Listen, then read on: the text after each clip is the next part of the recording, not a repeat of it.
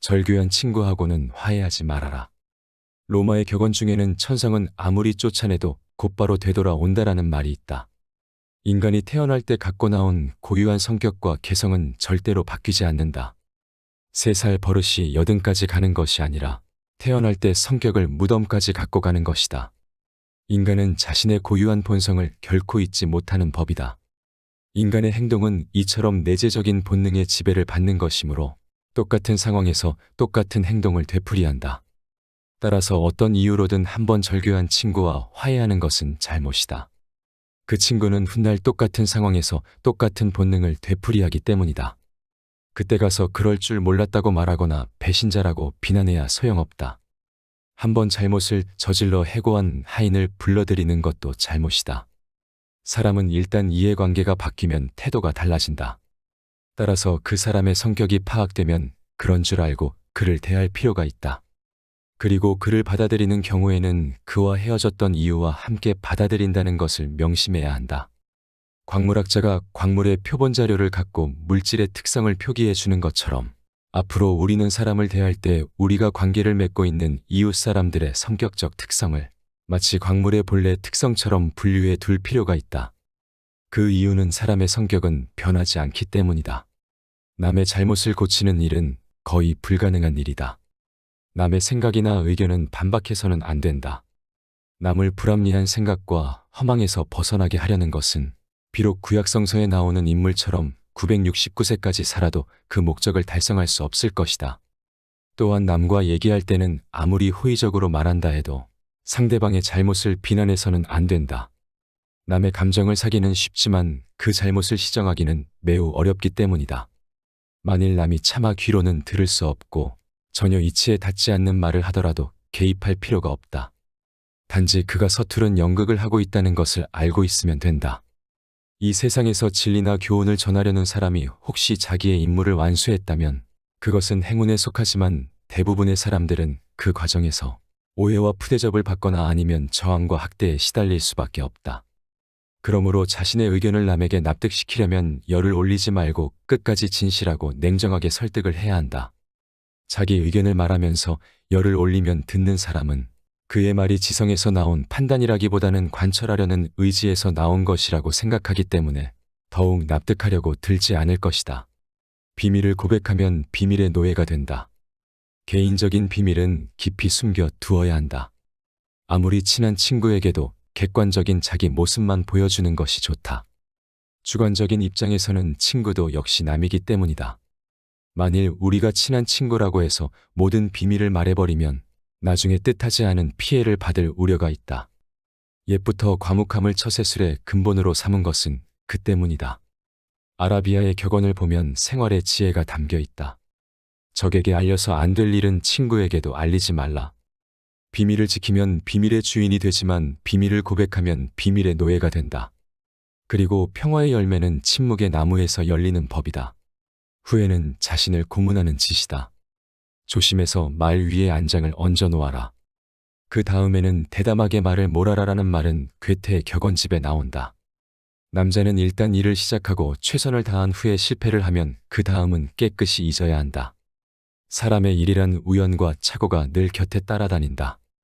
우리는 불행한 일을 당하거나 자기가 하는 일이 좌절되면 이렇게 될 줄 몰랐다거나 그렇게 하지 않았더라면 이 정도까지 되지는 않았을 텐데 하고 후회를 한다. 그러나 그런 후회는 스스로 자신을 고문하는 짓이나 마찬가지이다. 그런 경우에는 이스라엘의 다비드 왕을 본받아야 한다. 다비드 왕은 어린 왕자가 병들어 누워있을 때 야훼에게 낫게 해달라고 간절히 기도를 드렸지만 왕자가 죽자 곧 몸을 일으킨 후에 기분을 전환하여 조금도 회한에 잠기는 일이 없었다. 그러나 성격상 좀처럼 체념할 수 없는 사람이라면 자신의 이성에 호소하여 우리들의 인생이란 숙명적으로 피할 수 없는 운명이 있다는 것을 인정해야 한다. 질투는 인간의 자연스러운 본능 가운데 하나지만 부도덕과 불행의 가시를 품고 있다. 그래서 옛부터 질투는 우리들의 행복을 가로막는 적이자 죄악으로 간주되어 왔다. 우리는 가능한 한 질투라는 본능을 우리 인격에서 잡초처럼 뿌리 뽑아야 한다. 세네카는 자신의 소유에 만족하고 이를 즐기려면 남들과 비교하지 말라. 자기보다 더 잘 살고 더 많이 가진 자를 부러워하고 배 아파하는 사람은 결코 행복할 수 없다고 말하면서 행복하려면 자기보다 못한 자가 얼마나 많은가를 생각하라고 충고했다. 우리는 항상 위보다 아래를 보고 살아야 하며 자기보다 행복하다고 여기는 사람이 보기에만 그런 것인지 아니면 실제로는 불행을 감추고 사는지도 의심해야 한다. 사람이 자신을 위로하는 가장 빠른 방법은 자기보다 불행한 사람을 보는 것이다. 단조롭고 단순함이 행복에 이르는 길이다. 우리를 행복하게 하는 것은 아주 작고 사소한 일을 잘하는 데 있다. 사소하고 작은 일이란 무엇인가? 아무도 만나지 않고 혼자 책을 읽거나 음악을 듣거나 명상을 즐기고 혹은 마당을 쓸고 꽃을 바라보는 일 같은 것을 말할 수 있다. 일상의 평범한 일 그 자체를 말한다. 우리는 넓은 곳을 바라보기보다 좁은 시야에 바라볼수록 또 행동 범위가 넓은 것보다 좁을수록 더욱 행복을 누릴 수 있다. 세상을 넓게 보면 욕망이 커진다. 시야와 행동 반경이 넓어질수록 욕구가 더욱 발생하고 욕구가 생기면 그것을 이루려는 걱정과 불안이 증가된다. 사람을 많이 만날수록 친구가 많을수록 좋아하는 사람이 많을수록 소망과 욕구의 접촉 범위가 커지면서 불행을 자초할 수 있는 기회와 환경이 커진다. 행복해지기 위해서는 의지와 마음의 동요를 적게 해야 한다. 괴로움은 적극적인 마음에서 비롯되고 행복은 소극적인 마음에서 나온다. 마음의 안정과 고요와 평온함은 야망과 부산스럽고 시끄럽고 바쁜 것으로부터 오는 불행보다 훨씬 낫다. 우리는 성취 뒤에 오는 절망과 허물을 이미 알고 있기 때문에 이런 전제가 가능한 것이다. 작가나 화가나 음악가들이 예술 작품을 창작하면서 행복을 묘사할 때 전원적, 목가적 자연 풍경과 고요함과 아름다움을 그리는 것을 보아도 인간의 행복이 어디서 오는 것인지 잘 알 수 있다. 그들은 행복을 묘사할 때 늘 한적한 시골과 자연 풍경과 외로움과 고요함을 찬미하고 있지 않은가. 예술가들은 단조로움과 단순함이 행복의 기본적인 조건이라는 것을 잘 알고 있다. 단순하고 단조로운 삶, 그것만이 행복을 누리는 길이다. 결국 인간의 행복과 불행은 마음먹기에 달렸지만 단순하고 단조로움을 견딜 수 있는 사람은 지적인 생활을 감당할 수 있는 정신적 소양을 갖추어야 한다. 그래야만 권태라는 그늘에서 벗어날 수 있다. 슬픔의 눈물을 흘려본 사람이 기쁨의 눈물도 흘릴 수 있다. 인간은 고통을 느끼지만 고통이 없다는 것은 느끼지 못한다. 또 걱정은 하지만 걱정이 없다는 것은 못 느낀다. 두려움은 느끼지만 안전은 못 느끼며 갈증이나 욕망이나 희망은 느끼지만 그것을 손에 쥐게 되면 금세 흥미를 잃는다. 심한 갈증으로 허겁지겁 물을 마신 후에 남은 물은 버리는 것처럼 욕망도 충족되면 손에서 놓는다. 인생에서 중요한 세 가지 선이라고 할 수 있는 건강과 젊음과 자유조차도 그것을 누리고 있는 동안에는 전혀 느낄 수 없다. 아프지 않은데 병원에 가는 사람이 어디 있으며 젊음은 너무 당연한 얘기고 자유로울 때는 자유 그 자체가 없다. 그러나 경범죄로 파출소 철창에 들어가는 순간 자유가 얼마나 소중한가를 즉시 느끼게 된다. 인간은 행복할 때는 자신이 행복하다는 것을 느끼지 못하지만 불행해져야 그때가 행복했다는 것을 깨닫는다. 그렇다면 내게 현재의 행복이란 없고 행복은 과거의 기억으로만 존재한다는 얘기다. 향락과 쾌락에 대한 실감도 그것이 강할수록 감퇴되며 습관이 되면 없는 것과 똑같아진다. 그러다가 쾌락의 습관조차 끝나면 괴로움만 남게 된다. 권태는 시간을 느리게 만들고 쾌락은 시간 관념조차 없애버린다. 그렇다면 우리는 이런 결론에 도달할 수가 있다. 물이 나를 살리고 있다는 것을 깨닫기 위해서는 극단의 갈증이 필요한 것처럼 고통스러운 병고는 건강의 중요성을 깨닫게 해주고 늙었다는 것은 젊음의 소중함을 일깨워주고 극단의 구속은 자유의 소중함을 알려준다는 것이다. 그렇다면 우리가 지금까지 그토록 싫어하고 피해왔던 불행들이란 행복을 느끼기 위해 반드시 필요한 필수 조건이라는 것이다. 죽음 직전에 살아나야만 삶의 기쁨을 가장 크게 맛볼 수 있다면 우리는 모든 불행과 고통을 얻지 마다할 수가 있겠는가? 향락은 욕망을 달래는 도구에 불과한 것. 사람들은 청년기를 인생에서 가장 행복한 시기로 여기고 노년기는 비애의 시기로 보는 경향이 많다. 만일 인생에서 행복을 격동과 감동으로만 본다면 그 말이 맞을지도 모른다. 하지만 청년기에는 바로 그 격동과 감동에 의해 기쁨보다는 고통에 더 많이 시달린다. 그러나 노년기에는 격렬한 감동은 가라앉아 있고 청년기에 그토록 감격적인 일들도 명상적인 색채를 띠며 다가온다. 그 이유는 노년기에는 인식이 자유롭기 때문이다. 인식 그 자체에는 고통이 없다. 물론 감동이나 감격 그 자체가 인간을 행복하게 하는 것은 아니다.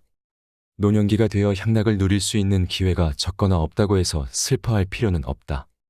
왜냐하면 향락이나 고통은 같은 성질의 형태인데 향락은 소극적이고 고통은 적극적이라는 차이밖에 없다. 그것을 이해하면 소극적인 향락에 대해 집착할 이유가 없게 된다. 모든 향락은 욕망을 달래는데 불과한 것이어서 욕망의 소멸과 함께 향락도 사라진다. 그것은 마치 식사 후에는 식욕이 없어지는 것이나 깊은 잠에서 깨어나면 더 이상 졸음이 오지 않는 이치와 같아서 향락의 기회가 없다고 해서 탄식할 이유는 없는 것이다. 철학자 플라톤이 그의 저서 공화국에서 늙으면 지금까지 우리를 끝없이 괴롭게 하던 성욕으로부터 자유로워졌다는 것만으로도 행복해질 수가 있다고 쓴 것은 당연한 말이다.